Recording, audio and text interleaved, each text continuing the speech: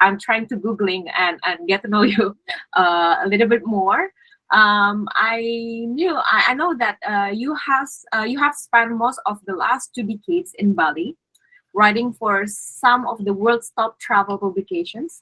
And Bali will always been your inspirations, and Sydney is her rock, and also Greek islands are the where she plays out her Mamma Mia fantasies. That is very very interesting, and I know that you just shared about how long you have been in Bali and how things are changed from the first time you've been here, ma'am.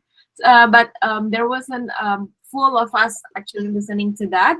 So if you don't mind, would you like to share a little bit more again about that, your journey first in Bali until now?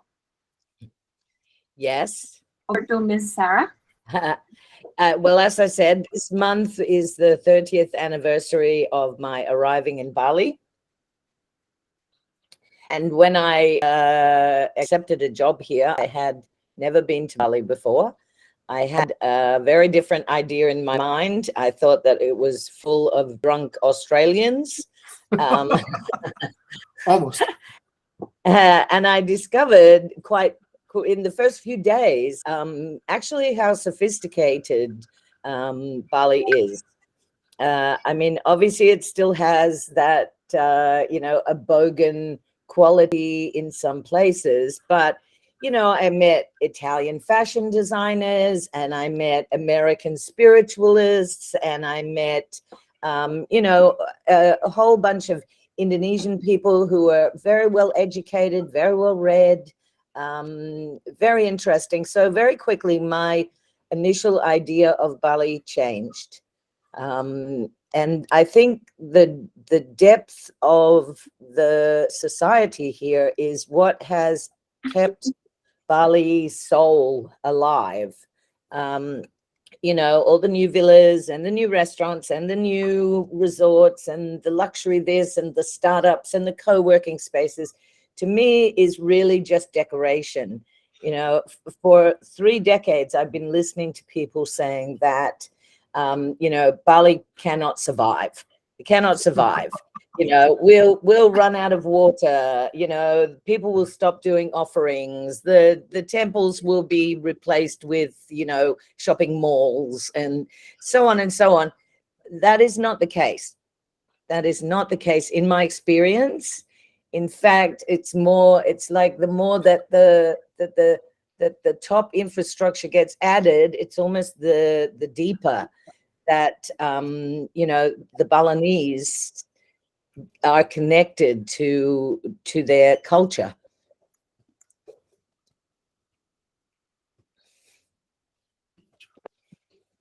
Do you know what I mean? Yes. All right. Okay. Thank you, Mrs. Sarah, for sharing about that. And yes, so basically, everyone, Miss Sarah has been spending like 3 decades today. This year is actually her 30th anniversary in Bali. So must be a very, very long journey. And if you have a look to that, to Mrs. Sarah inspiring journey in her career, actually. So we found that you began your career as a reporter in the Channel 7 network, and then you also became a president director, Doverty Communications, as a copywriter and marketing, and also you've been in the 60 Guides Bali, being the editorial director and also business development manager. And the last one is, which is your current positions, you're the head of the content in the 360 digital agency.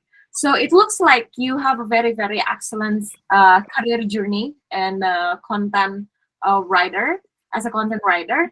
And this is what we're actually wondering, Mrs. Sarah, and I hope this is going to inspire all of us here in this All Hands. We would like to know, like, how did your passions of travel, cooks, and storytelling has brought you into the excellent career journey? Yeah. I think in the beginning, I'm very curious. I'm very curious about people and the things they're doing. And so for me, I'm always looking for what's unique about their story. And, there's a few times in my life where I have decided, no, I'm not going to be a writer anymore. There's no money in this. This is a terrible job. I don't get paid properly. But then, I'll meet somebody and they will tell me this fascinating story about themselves and what they're doing. And then I think, oh my God, but I've resigned from all my publications. Where am I going to put this story? So I've constantly been drawn back to the media by people's stories. I'm really inspired. I get really excited when I see people doing amazing things.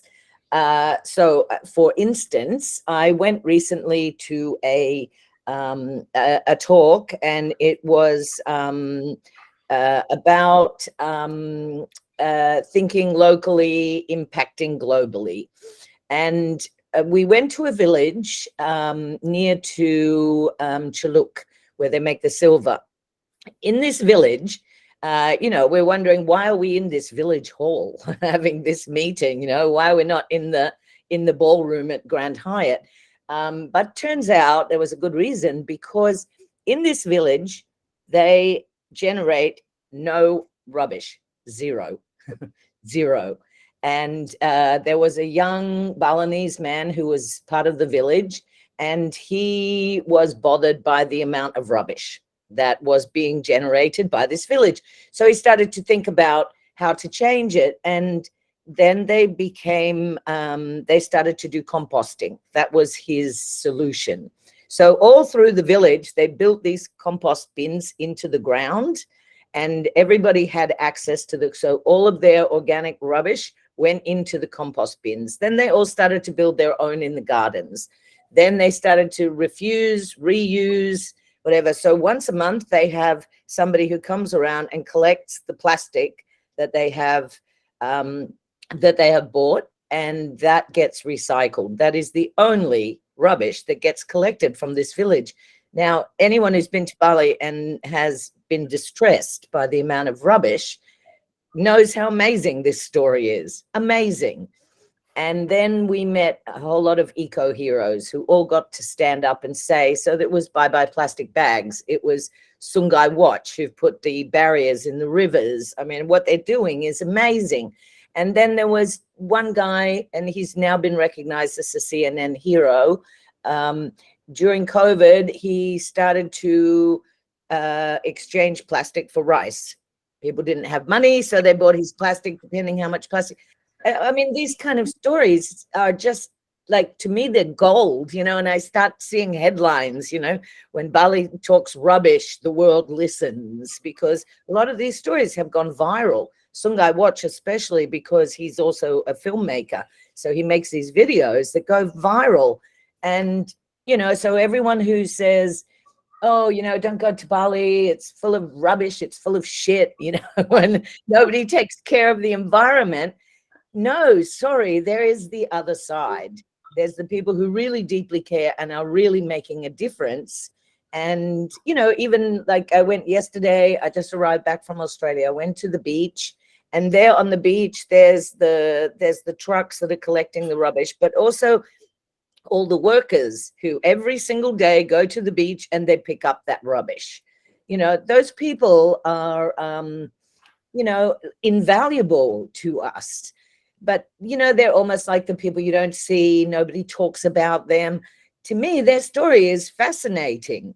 Yes, it's a job, but they actually do care and they think about it. I stop and I interview those people. So where do you think the rubbish is coming from? Then you get one guy, oh, it's all from Java.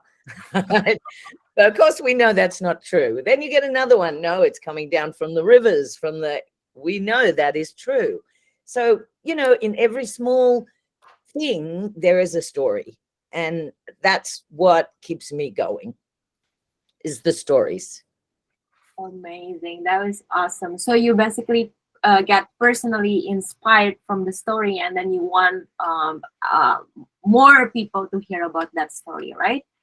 Yes, that's right. But even on a corporate level, like I do a lot of ghost blogging for 360 Digital, and also I do blogging on my own network, 360 Bali Food. But even with corporate stories, there's so many small things that you can pull out of each corporate journey that is a story. And people don't always see that. And like now we see with SEO, if you blog regularly on your website, then Google likes that. You're constantly updating your content, you're putting new content, and you can also link it to news events, you can link it to all kinds of things. And so that kind of storytelling is really important, whether it's a corporate or whether it's an NGO or whether it's but it's I think I'd like to say it's a talent of mine to find that thread of that story. Okay, what makes this story different? I've written a million stories about Italian restaurants in Bali, but if I go to an Italian restaurant I have to review, I have to find something different, something unique about that place. And that's the challenge, and that's a skill. Great. All right. That is very, very insightful. Thank you, Mrs. Sarah, for sharing about that. Maybe the last questions, which is to wrap up the things that you have shared before earlier, and also this is to as an advice for we also have the content team right here. What is your success key to create an inspirational content writings that probably you can advise our team also to do that? Well, I think there's two things. The first thing you need to think about is, what do people want? You need to solve a problem, you need to answer a question.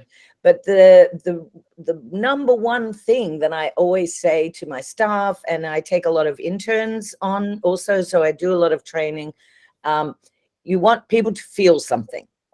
You want them to feel something. So you have to get their attention, but it's also, you have to connect with them on an emotional level.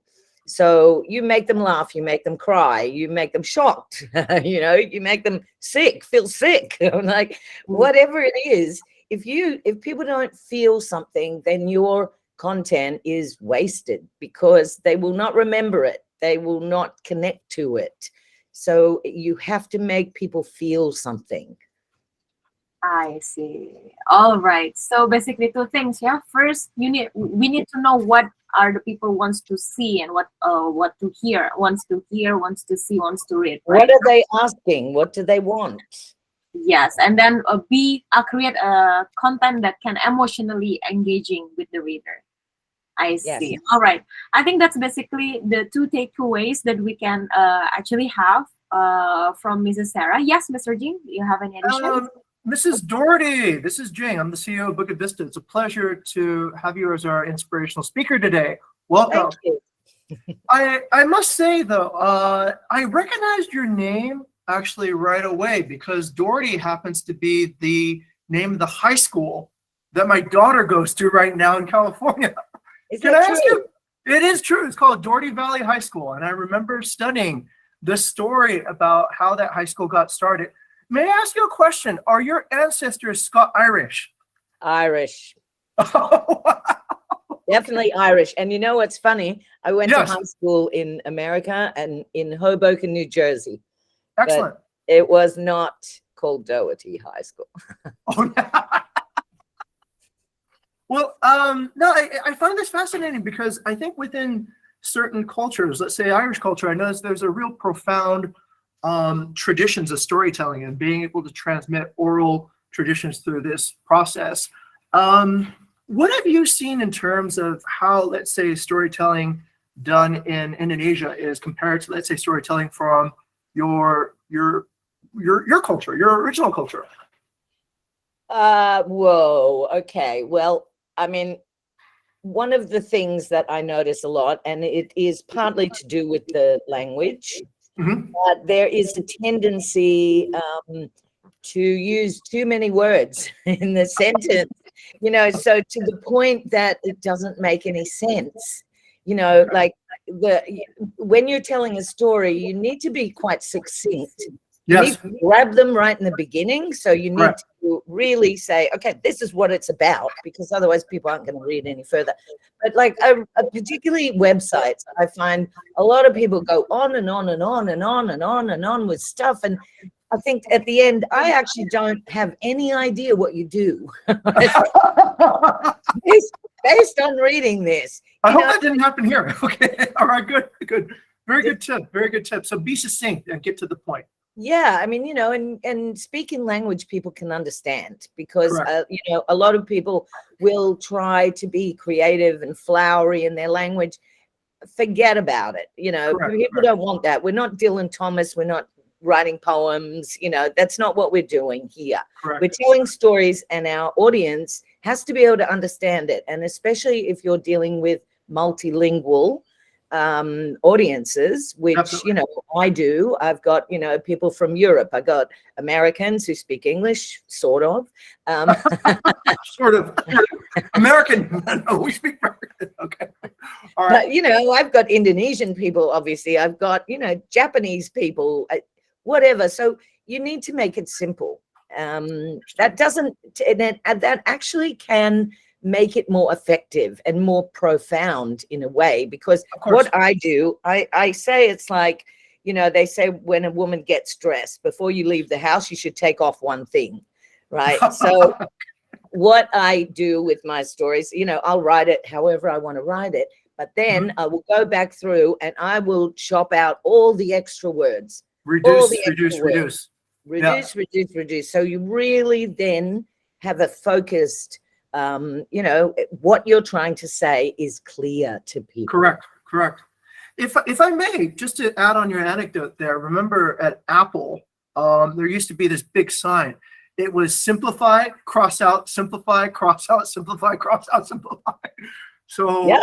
I think that's the essence of mastery, is when you can use fewer words, use fewer to actually get the same point across. Okay, yeah, cool. Yeah, and I write a lot of Instagram captions, a lot, which was kind of by accident I've had 2 very successful Instagram accounts, which one is currently hacked. Meta, if you're listening, no, they're not. There's a Google right here.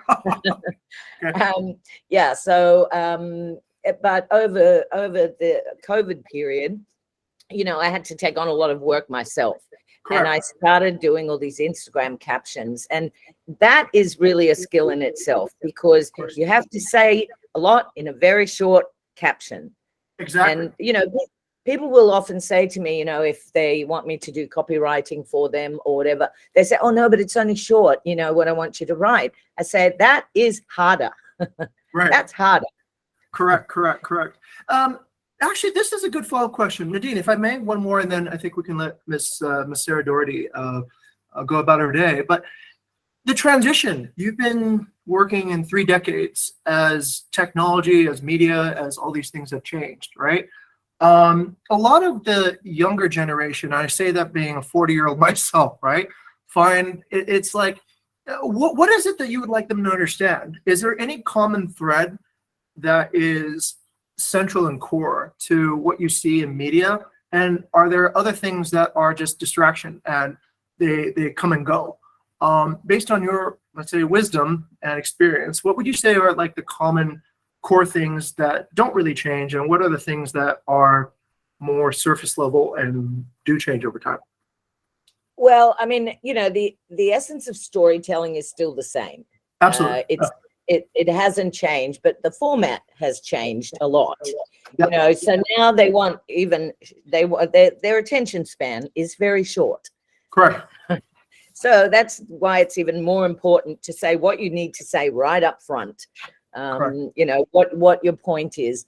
And, now I have noticed recently, also because I do a lot of Instagram, but also, Reels, TikTok videos, etc. People don't read captions. So now we're starting to see a lot more text on the images, a lot more text on the videos, etc. So, and again, you're writing very, very short text. Got it. So, you have to find a way to get those key points across while you're also trying to engage them. So you want the story to be entertaining, you want to emotionally engage with them, but you've got to do it in such a short window. So yeah, it's hard. I mean, it's much easier for me to write 1,000-word blog. Right. Got it. That's easy because you can sort of, you got a bit of room to move. You got time to think. With those things, no, it's got to be instant impact. And brevity is the soul of wit. It's a challenge. It's a challenge. But again, it's a skill and it takes practice. That's people say, oh, you were born a writer. No, I disagree with that completely. Yeah. Okay. It's something you really have to work at. Excellent. Well, we've seen you done your work. Okay. Back over to Nadine. Thank you very much, Ms. Doherty. You're welcome. All right. Thank you very much, Mrs. Sarah, for sharing your story. I think I personally inspired, and I think I believe all the team here are also inspired. And I think that's it for today. We are very. It's a bit of a pleasure to have you in this meeting, Ms. Sarah, and we hope to. Later, if one of our team wants to reach you out to maybe consult about or have a talk more about the content writings, sure you wouldn't mind, right? I wouldn't mind. All right. So you may please go search and connect with Mrs. Sarah Doherty in LinkedIn. She is available on LinkedIn, and you may please get connected with her. And we're gonna proceed the rest of the meeting, Mrs. Sarah. You're pleased if you want to. You're allowed if you want to stay, but you also okay if you want to continue with the day. Thank you. Yes. No. I'd better go to work. All right. Thank you so much, Ms. Sarah. All right. Thank you all, and so nice to meet you. Thank you so much. All right, happy Valentine's Day, Ms. Sarah Doherty. See you all. Thank you so much, Sarah. Bye-bye. Okay, that's it for the inspirational weekly inspirational sessions. We can go move to the vision and mission statement, maybe to Mr. Jing. Thank you, Nadine, and thank you also for for arranging this talk with Ms. Sarah Doherty.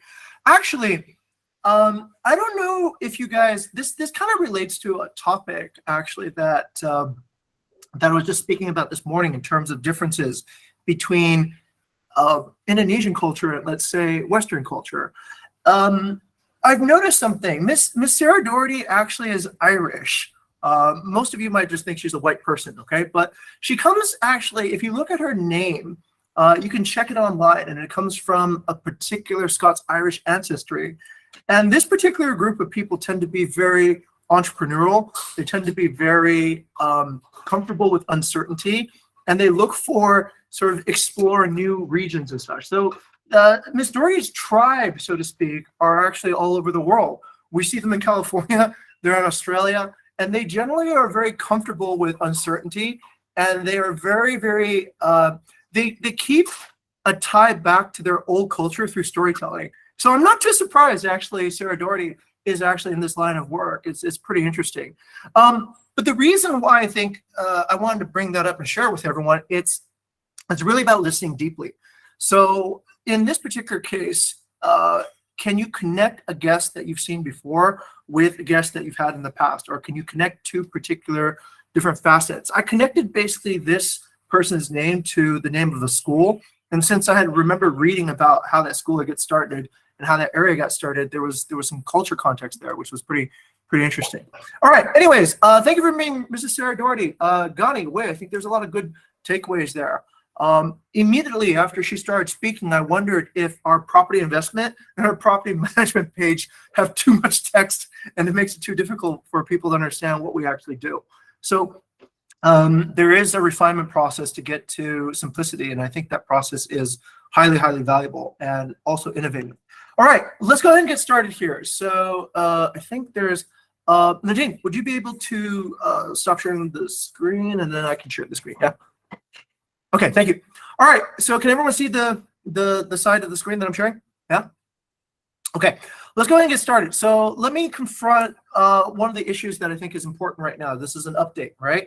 And this is due to a few things that have been happening over the past few weeks, so I'll just speak plainly and directly about it, right?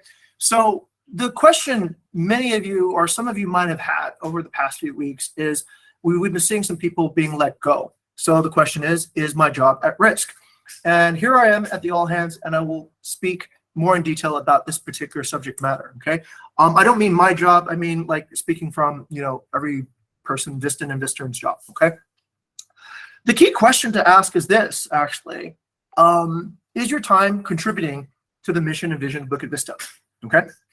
Is your time contributing to the mission and vision of Bukit Vista? So what exactly does that mean? We talk about it every week, so here at the all hands. So are you actually inspiring delight through hospitality innovations that positively transform guests, partners, and employees? And part of that transformation also includes yourself. Are you actually doing work that is facilitating your own positive transformation? And here's essentially the way we see it, okay? Or the way I see it. As a company, I think it's important to actually understand why we're here, what's the purpose, and what are we doing. So we've talked about a few things like job security and fair rights in the workplace. But let me remind everybody. Oh, am I not sharing my screen? You are, sir. You are. Okay, all right. Let me remind everybody, we're in a startup situation. And so as a startup, we're always on the cusp of doing something new. And as a result of doing something new, there might not be actual revenue results from what our work actually contributes. So here's the thing. Any given company, I think job security is somewhat of an illusion, all right? People who worked at Google for 10 years thought they had job security. People who worked at Facebook for 10 years thought they had job security. Job security really comes down to a few things. Is the company as a whole achieving its goals? Are everyone here achieving the goals for the revenue, for the hospitality metrics, for the brand? As long as we're achieving goals, I can say confidently that everybody should have job security. But if we're not achieving the goals, then this process becomes a little bit more tenuous. Then we have to start asking who's contributing and who's not contributing. And the more we tolerate people who don't contribute to actually getting to the company goals, the more everybody's job security is put at risk in these particular cases. And that doesn't benefit the group. And it is my job as the CEO of the company to put these particular things in order so that we have correct direction for the majority of the people who want to actually fulfill the mission of the company. Now, we talk about this quite a lot in the interview and the screening process. Is Bukit Vista a place where everybody belongs to? Well, if you simply just check Glassdoor, you can see that it's not. It is not a place that everybody actually will feel comfortable working. It is not a place that everybody will thrive working in. However, we need to be clear about what kind of work belongs here and what kind of work doesn't belong here. So let me just remind everybody again about this particular idea. During the pandemic, we kept the majority of the people in the company, even though it was costing the company, it was costing me thousands of dollars every month to keep everybody employed. But we did it. We did it. Why? Because everybody who was working through the pandemic remembers that we were all contributing to the mission of the company. So everyone kept their job. And after the pandemic, everyone from that time, generally got promoted. All right. But here, let me kind of clarify what essentially are the core values, but what more importantly are not core values, so that we're all clear on this particular direction. Not core values is tidak enak, kasihan. All right. I've seen this happen a few times with supervisors essentially delaying feedback that is necessary to be given to somebody who is working on their team because tidak enak or feeling kasihan. So a particular person is allowed to deteriorate in their performance over months and months. This generally leads to a condition where it becomes very, very difficult to correct behavior because this person's been bonused and told that they're doing a good job, when in fact, they're not doing a good job. All right. So I would encourage everybody who's a supervisor or above to not feel tidak enak or kasihan, but instead to embrace the core value of help others to help themselves. That is the correct mindset to approach a person who's struggling. All right. The second thing that I see a lot is apologizing for everything. The default response is an apology. Sorry, I'll do better. Sorry, I'll do better. Sorry, I'll do better. If you always say that, you need to ask yourself, what were you thinking in the first place, right? If you're always apologizing for your work, does it mean that you go around thinking the wrong thoughts all the time? If you really believe that, that's kind of a problem, right? you need to start thinking this way, all right? If you're doing something, you probably already thought through the process and you thought that it was the right thing to do. So why should you apologize immediately if somebody challenges you on that? That's where we have the culture of stepping on toes, all right? If you already thought something was right, don't back down on it. Just say, hey, I thought this was right because I did this, this, and this. That is stepping on toes. I justified my idea with data and evidence. When you start apologizing for everything, it ruins your own self-confidence and it ruins your ability to actually think correct thoughts first. Unless everybody is going around with the wrong thoughts in their head, I don't think you need to default apologize for everything, okay? And I see that oftentimes when we encounter a guest, a partner, a foreigner, whenever we feel like there's somebody with a little bit more power than us, we tend to default apologize for that first, okay? That generally lowers your respect level and also lowers your self-confidence. Try to avoid doing that. You have my permission to step on toes, everyone here. And that will grow a better feedback system too as well. It will help your people and your team and the people around you understand how you're making your thought process, all right? The next thing is being malu, takut, okay? We are malu to speak with the guest. We're malu to speak with the partner, so we avoid doing it. And in doing so, the relationship degenerates. The relationship gets worse, or we don't feel like we want to, do a particular thing. I would rather you take a biased action in this particular case and avoid being malu. Think of malu as less job security, actually. All right, that's a pretty good way to compare it. If you feel more malu, think I probably have less job security here. If you feel less malu, then you probably have more job security here, all right? So you're gonna have to decide whether to feel malu or you wanna keep your job security, all right? That is, I think, the best way to frame it. Next. Now, when things actually do get messed up and you do detect it is your own fault, do apologize in those cases, all right? Don't be like, I made a mistake, I'm gonna pretend it didn't happen. When you've actually made a mistake, the facts are there, okay? And those are the only times that you really need to apologize for it, all right? Because if you don't apologize for it and you don't take responsibility for it, then somebody needs to go and look through the entire organization and try to find out what went wrong. And that takes weeks and weeks of processing to find out that. And eventually you find out that you made a mistake. But however, this mistake was not transmitted up and it caused us a lot of time to discover it and a lot of time to find out the root cause, okay? So that's a big waste of time that destroys trust in an organization, and I don't tolerate that anymore. So please just think of it this way. If you want job security, be the hero, all right? We don't punish people for good mistakes, all right? If you made a mistake, just admit it. Hey, I made this mistake. I'm telling everybody I did it all right this way, and I'm not going to do this again because I learned, all right? That is what enhances job security. Last one, sudah cukup, okay? Sudah cukup is not never settling. It's saying that it's just good enough. We don't need to innovate on this anymore. We'll just keep it as the way it is, okay? And as long as we think sudah cukup, then we get stuck on certain processes. We get stuck on certain things. We cannot inspire delight.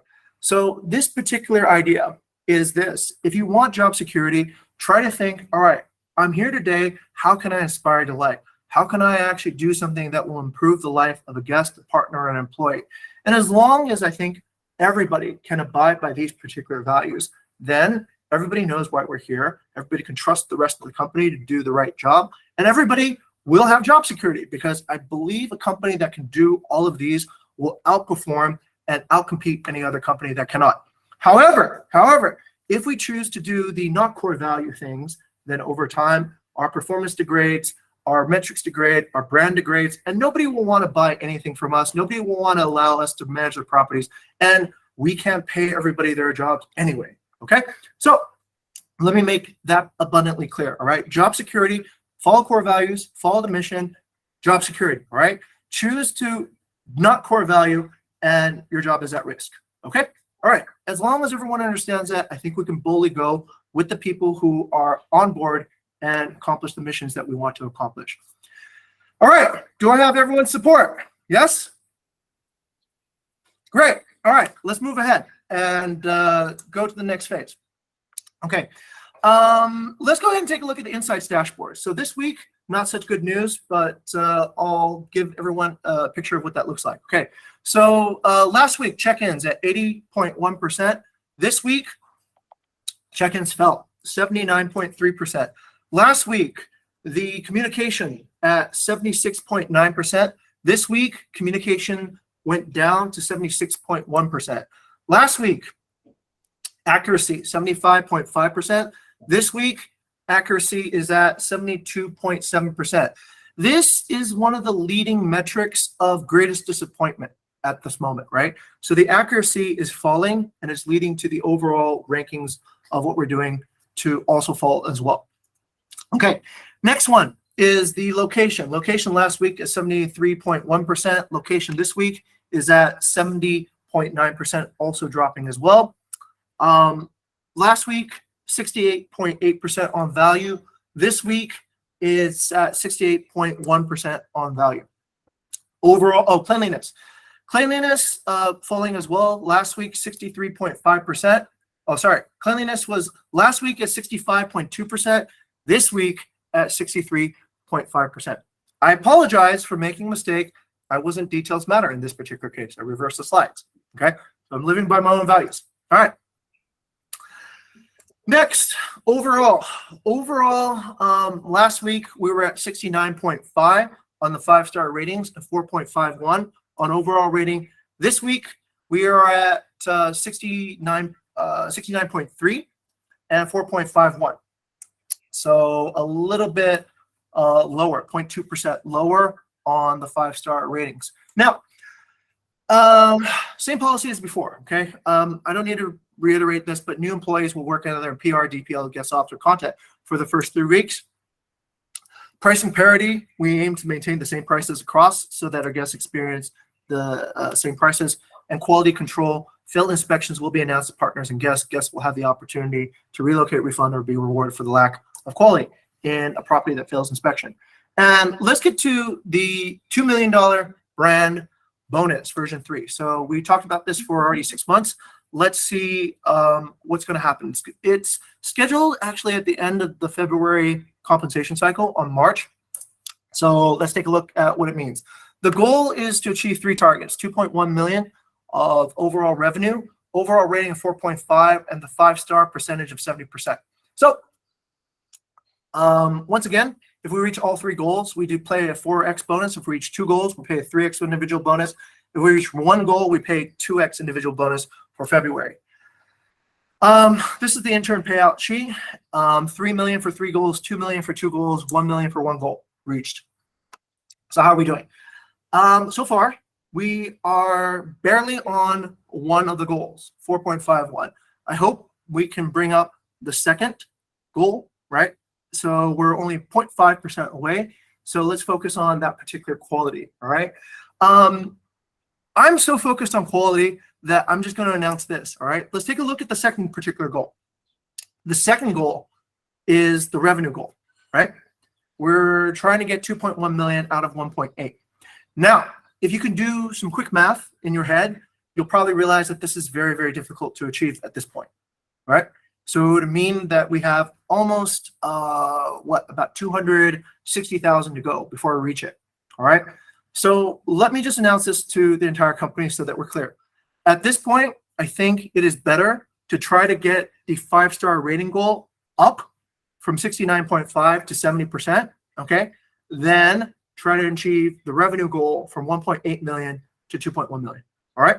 So if we have to prioritize a revenue goal versus a quality goal, I prefer that we prioritize the quality goal in the next 2 weeks till we reach our goal, all right? It's good for everybody. I think it's also good for Bukit Vista, okay? So this is going to be hard to essentially reach, but if we can reach the other 2 goals, let's just say I'll be happy, okay, that we can get our quality finally up to 70%, all right? So next, what does our brand look like? The last 10 reviews, this is what the brand said. Alexander, 5-star. Alexi, 4 stars. Lenya, 5 stars. Said the accommodation was super nice with the sea view. Hana, 5 stars. Excellent. Tetiana wrote in Russian. Unfortunately, I don't read Russian yet. 4 stars. Candace, 5 stars. Good. Franklin, 5 stars. Place was pretty good, loud in the mornings if you wake up early. Kishore, 4 stars. Really good place, close to Uluwatu Temple. Robin, 5 stars. And Murat, 5 stars. Okay. that's essentially the brand from the last 10 guests. And I really want to reemphasize this particular point. And this is why we do these balance work, and this is why everybody gets involved in operations, because most users will essentially experience Bukit Vista through our operations. And good strategy listens deeply to operations, good products listen deeply to operations, and good content listens deeply to operations. So how do we inspire delight? How do we build a world-class brand? And it is when our guests feel inspired and delighted, our partners feel inspired and delighted, and we feel inspired and delighted. All right, and with that, let me turn it back to Nadine. All right, thank you, sir, for taking the vision and missions and statement. Okay, let me hand it over to Bisma as the moderator. Okay, thank you so much, Kanadin, for the delegation from me to moderate this all hands. Maybe thank you so much for Mr. Jing to speaking about our vision and mission statement. So we can go to the another weekly mission. As we see, yeah. So we can go to the company time, target and achievement, and I will take it to Kak Ara. Okay, thank you, Bisma. I wonder, why weekly missions inspiration is empty from all squads. So maybe that needs to be take a look, later on. Okay, so for the company teams, since the time is very short, we still have 10 minutes. In this case, I'll just deliver the inspections along with the theme of the month. Okay, so the first part is the partner transformations that needs to be prioritized. Basically, the inspections that I put here needs to be prioritized. The first one is to increase or maintain good ratings performance. We need to enforce 3 elements that is very key.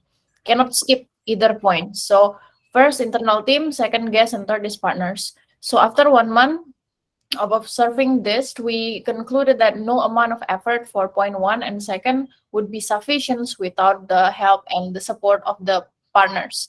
Enforcement needs to be made and supervised to ensure long-term success.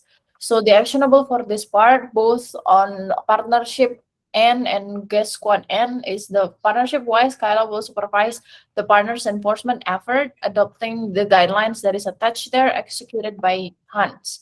And then on the guest side, Marcel will help to coming in to deploy the hosting team to do the guest enforcement, whether to relocate, refund, or reward for each cases. The second part about onboarding. So since we have several newly onboarded properties, we must ensure that every partners and property will be taken care of accordingly.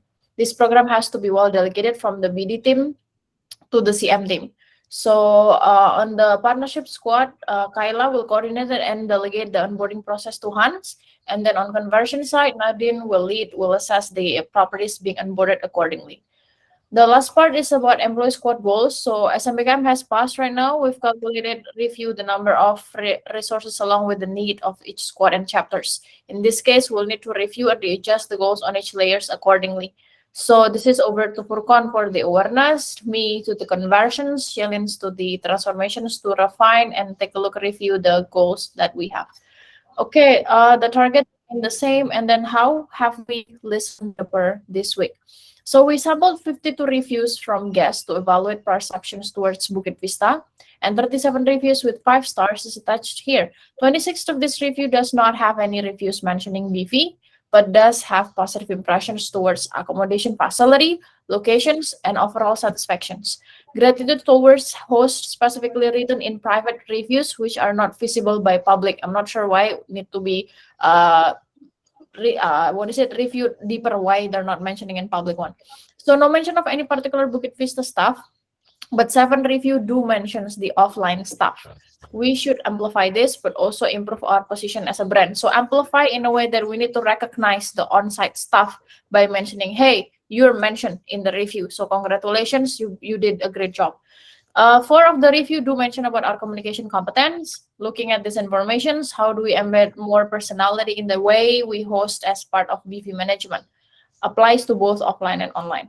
There are recommendations given by guests in private review on both the property itself and to Bukit Vista. This information should be captured easier. Let's have better data acquisitions on this one. 15 review with less than 5 stars that we sampled, 7 reviews regarding facility, 3 reviews on cleanliness, 2 on noise in the property area. Maybe I myself manage the reviews, so I know that most of them demand and request a picture of constructions which not attached on the listing at some point.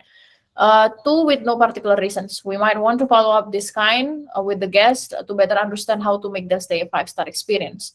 Although from the review component, it is indicated what particular aspect could be improved. So they're not mentioning why it's not 5-star, but yeah, the details on what Airbnb detail feedback is attached there. Okay, on the achievement part, in the second week of February, we have achieved 74% of our monthly target. In the second week of February, we achieved 27,000 USD weekly revenue with weekly target of 40,000. So we have 43 booking less for the month within the same period with 13 booking less overall. Additionally, with the lower ADR that we have in February compared to January, this result in overall gap of revenue. The quality and ratings achievement throughout February, our qualitative performance heavily dropped compared to the previous period, which a huge dip last on February 9, 2022. So the breakdown is below. You guys can see from specifically on my report from 6 February to 12 February. To conclude this, that we have not achieved this week target because we set 40,000 as part of the weekly target, but the achievement by far is only 27,000 USD. That's pretty much the report from my end. Back to you, Bisma. Thank you. Okay, thank you so much, Kak Ara, for presenting the report. So we can go to squad main achievement, but I think it's not filled. So we can go to the core value recognitions. I will give it to the nominator, Kak Kayla. The time is yours.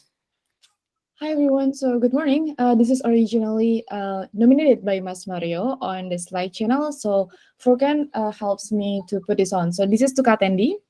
Katendi has created this innovative identity card, which will be used for every supervisor and GS team when they were on the field. They will improve the credibility, the identity, and basically to gain trust from the person that they're having conversation or having authority of. This is basically a really good example of putting on enforcement by showing and not just telling who they are, but showing there's actually the supervisor and they have authority on the field. That's basically it. Thank you, Katendi, for the inspiring delight movement. Back to you, Bisma. Okay, thank you so much.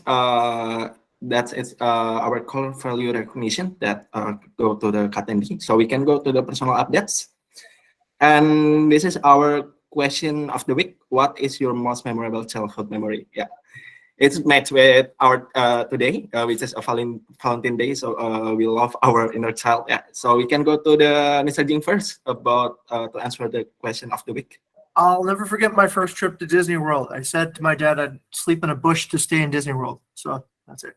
Oh. Okay, thank you, Mr. Jing. So we can go to the Kagani.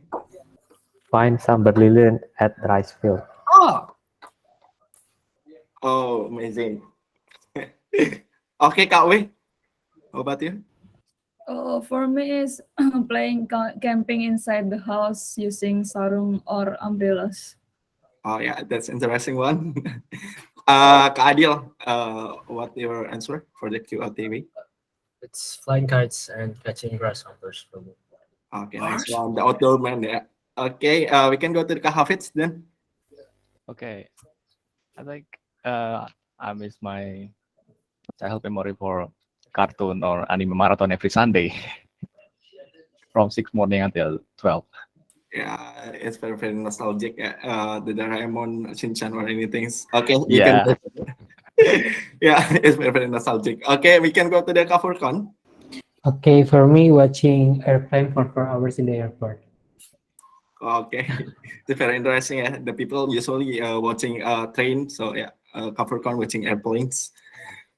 Okay, we can go to the Canadian as our host today. What your answer, Kak? I don't know what it is in English, but main bentengan, anak kompleks versus anak kampung, and the winner get the land territory for playing. Oh my God, yeah. It's very interesting, Kak. Kak Kayla? Okay, for me, it's the same with Kawi. Play camping using the bed sheets and pillows inside my bedroom and pretending we're at the Jurassic World. Thank you. Okay, maybe Kak Kayla can camping together with Kak W ya, to remember the childhood memories. Okay, mau Kayana, what your ini? childhood memories? Okay, for me, I think I played a lot all kind of bugs to understand how they live, and yeah, basically I'm outdoor person. Okay, thank you. Sound like jadul, but yeah, that's what. Okay. There are a lot of outdoor person here. Kak Gray. Yeah, for me, obsessed with playing karet or lompat tali. So if you can reach the highest level, then your friends will think you're really cool and flexible. Yeah, So yeah. that's for me. Okay, Kak Gray, maybe you can tell us ya what the level you are in the comment. Okay, Kak Erika.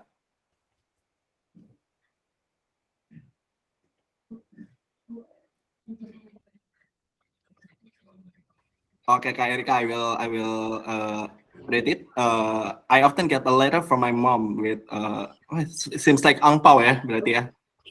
Okay, 20,000. Interesting, Kak Erika. Okay, ke Kak Cynthia. For me is my first crush, maybe. Okay. Basically match with the Valentine Day ya today. To remember your crush, Kak. Okay, we can go to Kak Ara maybe ya.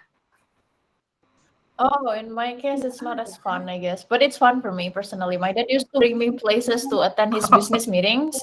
I whine a lot, but it's really useful. I just realized he used to train me to analyze people and the situations after the meeting and test me in the what is the possible problem solving to be done. I was 12 or even less, so yeah.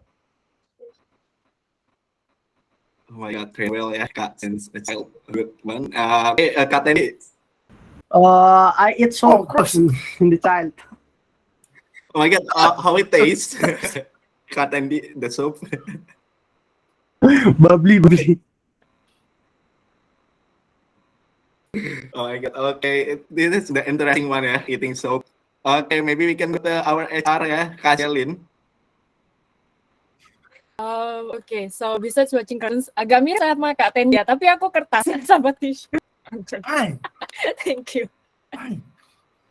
Okay, there are a lot of eating something ya, pepper and soap, itu juga nonton kartun. We can go to the Bliketut. Iya, air hujan bersama-sama saat hujan deras. Okay, that's interesting one. I also love the activities. Beli Mario. Kampung. Nonton layar tancap. Okay, yeah, this interesting one ya. To go nonton layar tancap. Okay, it's me. I usually catching a fish and also catching grasshoppers. Oh, wow. Yes, usually I catching a fish in the, I don't know, in the English is got ya, got or somewherean, I don't know. Yeah, I also yeah. butterfly, grasshopper or anything. Yeah. Okay, maybe Sarah, if you attend, maybe what your question of the week? Okay, I actually have input it, but I think it disappeared. I don't know why. But my childhood memory was that I used to like draw avatars of my elementary school friends, and then I managed to sell them those drawings.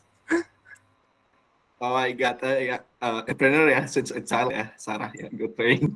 Okay, Kak Adana, what the answer of the question? Yeah, for me, out of all the stupid things that I did as a kid, probably the most memorable one would be climbing up a tree, not realizing that there was a ginormous caterpillar like right next to my hand, and then I went home with rashes all over my body and still get an ash whoop for my mother because of that. Double. Oh my God. Very adventurous ya, Kak Adana. Okay, we can go to Kanadia. Oh, not kabayu. Okay. Mine is manjat pohon mangga and eat the fruit with the skin up there whenever I went to grandma's house. Thank you. Okay, climb a tree is interesting one. So we have a Vito here. Yeah, I watched Rudy Richardson and SpongeBob before I go to school. Okay, this is down ya, in the down the movies of the Rudy and Saxon and SpongeBob. Okay, Kalilis.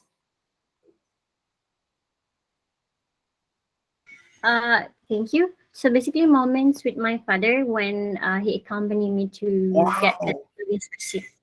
Thank you. Oh, okay, cool. Kak Vidi? Yeah, for me, when I was 10, my father asked me to drive for the formula on my own for 3 minutes. Didn't get it, got stuck halfway, but that's why I think until now I remember how to do it. That's incredible. Okay. I think that's why you called as a professor. This is complicated for the child to do. Okay, Kak David, you can go.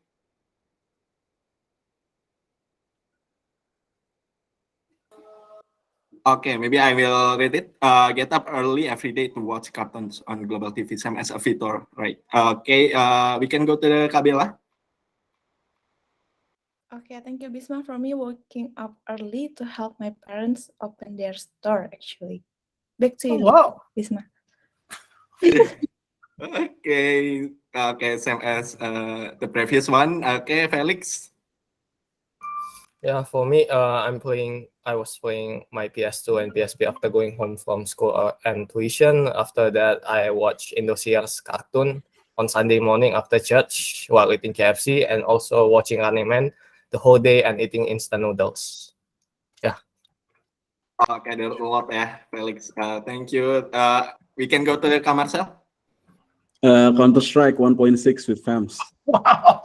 Okay, good one. Okay, Tarik. Yeah, there is this one time I made my father cry because I read a poem on elementary correlation. Okay, match with our inspirational, yeah. Okay, we can go to the Dela then. For me, it's my mom cried and fainted at my elementary school because she thought that someone kidnapped me. Oh my at God, that time. Dela. At least you survived until now. Okay, Dira. For me, watching Chinese New Year or Top Global Festival with my family every year in my elementary school life. Oh my God, nostalgic. Okay, Cinta. Okay, from my side, go anywhere with my dad. I used to be daddy's daughter. I love everything when we do it together, going to town square, riding a bicycle, and a lot of other things. But when I'm growing up, panjang ya ini ya.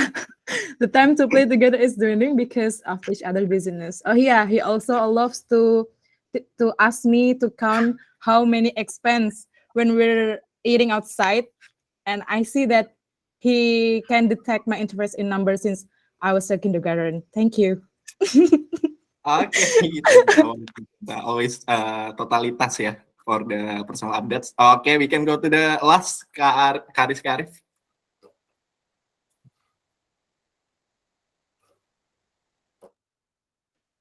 Okay, maybe I will read it. When I was little, my teeth broken because I was playing a plastic ball in the rain, and suddenly I was sleeping and fell on the teeth first. Okay, we can go to the announcement there. Then, okay, maybe Kak Shelin or anything can take over this one. Oh, okay. Thank you, Bisma. So last one yeah for the all hands today. So yes, it's tax reporting season tips. Okay, adulting ya. Aduh. Okay, so we are currently preparing for this document over here. So each one of you, those employees yang penghasilannya udah di atas 60 million, I believe, like for a year. So later on, the finance team will send you this document. Jadi ini adalah bukti pemotongan pajak penghasilan pasal 21. So we'll update you guys again within this month ya. So so that you can basically report your tax accordingly by the 31st of March later on. So yeah, stay tuned, peeps. Thank you. Okay, thank you so much, Kak Shelin. Yeah, after the announcement, so this is the last part of the all hands. So if you have any feedbacks or anything, you can put it in the all hands. And at the last, I want to say have a nice day and happy Valentine's Day, everyone. Keep ready. Yeah. Thank you, Bisma. Thank you, Nadine, for hosting and moderating today. Happy Thank Valentine's you, Day. hosting. Thank you, everyone. Yay! Thank you, Happy everyone. Valentine's Day and Happy have a nice day, everyone. Bye-bye.